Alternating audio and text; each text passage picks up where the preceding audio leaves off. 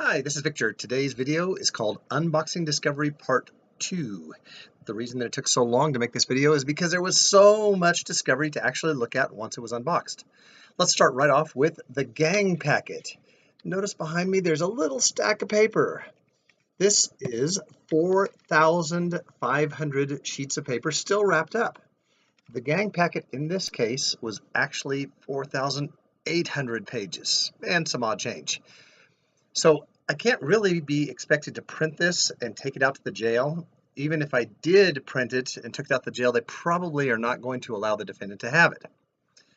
Also included were 1,200 and some odd pages of medical records, 4.5 roughly hours of jail calls, and another 3.5 hours of videos.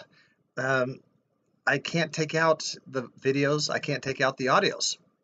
Of the entire discovery that was provided in this discovery packet, which is not the initial discovery had the initial police reports, which the defendant already has. In this entire secondary discovery package, there were less than 50 pages that reasonably could be printed and taken out to the defendant.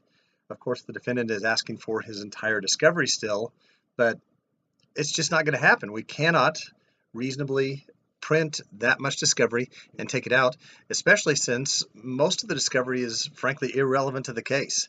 It just doesn't matter. They have lots of gang reports on completely unrelated crimes. Motions in limine will be brought to exclude use of those. Motions in limine will be brought to exclude most of the jail calls.